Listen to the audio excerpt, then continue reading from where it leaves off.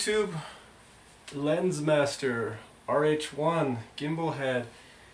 This is kind of a combo review. I'm also going to review the Induro AT313 tripod that I just got today.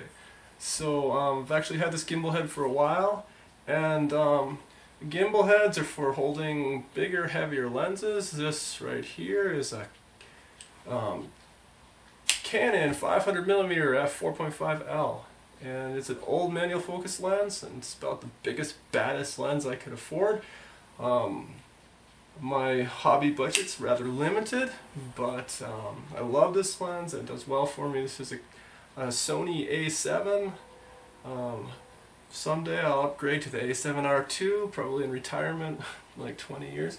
So custom leather strap I made, and custom shutter button, and actually a button from a shirt that felt good.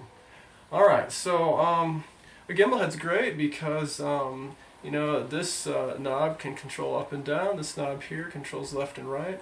You can dial in tension, but if you have the balance of the lens, you know, this thing's pretty much weightless. And you can follow a bird, you know, across the sky. It's pretty cool. So this is made by Lensmaster. It's a company in the UK.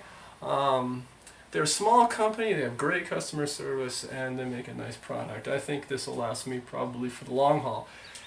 The premier brand in gimbal heads is probably Wimberley, and you know, they make a really great product, but it's priced much higher than this, and I think this is very durable, and I'm pleased with it. It's self-maintenance, and you can take this whole thing apart and clean out everything, replace bearings, whatever you need to do. And I think it's a simple construction, pretty elegant, and it just works. So for a good price and good service, Lensmaster, they have a couple different types, and this one I got for less than $200 because it's a test color that they were trying out. So they were able to give me a deal there. Alright, so really like it, and check them out at the Lensmaster site. So now onto the tripod. So let me just remove this.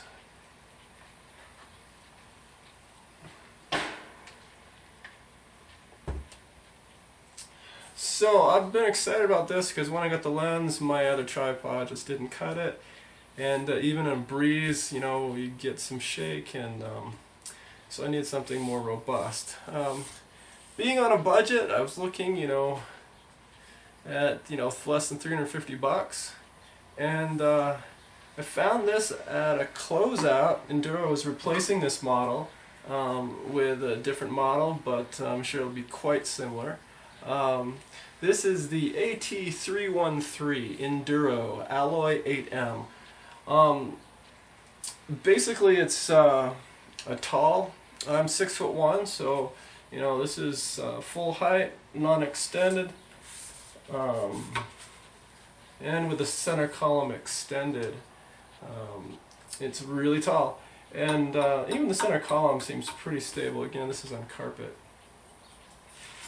Okay, it's very positive locking collar here.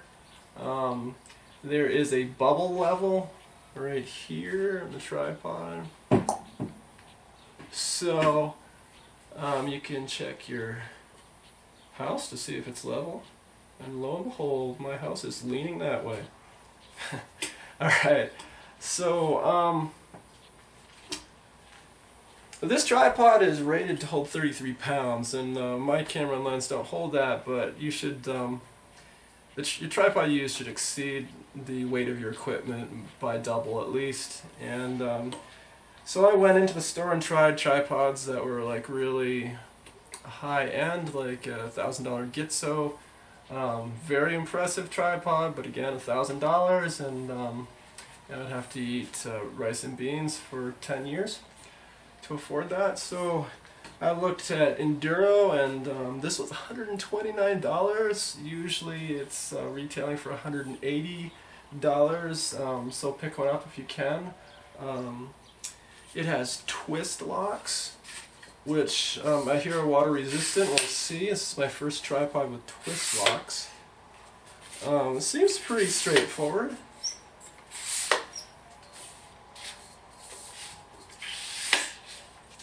It's a little whoosh of air sometimes when you push up one of the sections. So this is a 3-section, so you know it's rather long, you know, holding it. But I wanted that extra stability. I didn't want the 4-section, and this is going to be like mostly a car tripod going to Yellowstone with. So you know, we're good with the length. The weight is 5 pounds 8 ounces. The carbon fiber version is 1 pound 1 ounce lighter and way more expensive. So I'm like, hey, I'll carry an extra pound. Yeah. And so one twist of the knobs and seems pretty positive, and you're not going to get any slipping here.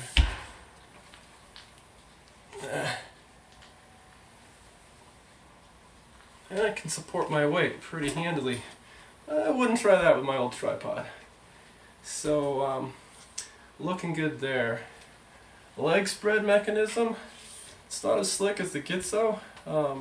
It's just a sliding piece like this, and you know, if you adjust the leg, you know, if you get to the place where you want it, you have to actually push it in rather than it like, you know, snapping in itself at the next setting.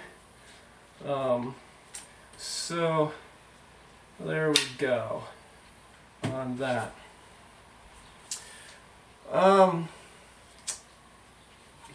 For the money, I don't think it gets better than this.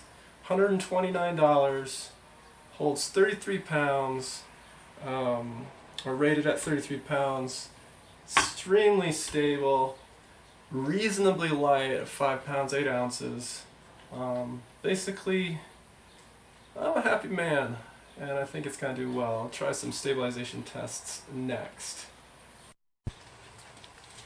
Alright, so this is a little stabilization test that I'm going to run on the Induro AT313. So it's pretty much full extension, well, full height without the center column extended. And if I flick the legs, you can see it jump a little. Remember, this is a 500mm lens. If I zoom into that tree trunk there, flick the leg, I do get a little bit of a jump. Alright, this is on concrete. Alright, so I place my hand on top of the lens. Okay, get a little movement. Let me tighten it down. Whoosh. Alright, so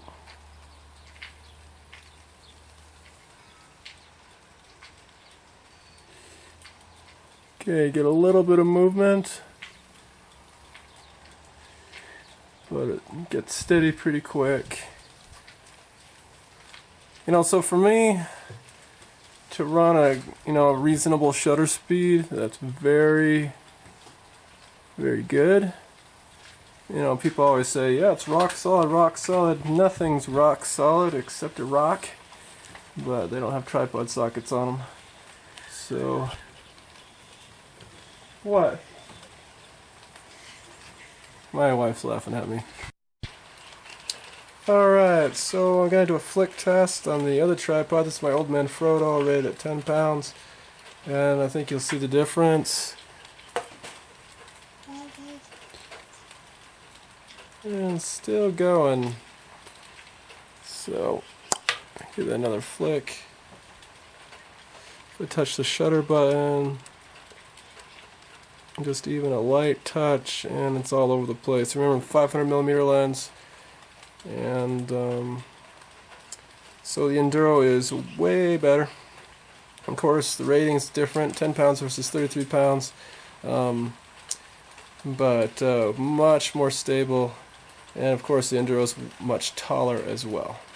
So there you go, YouTube.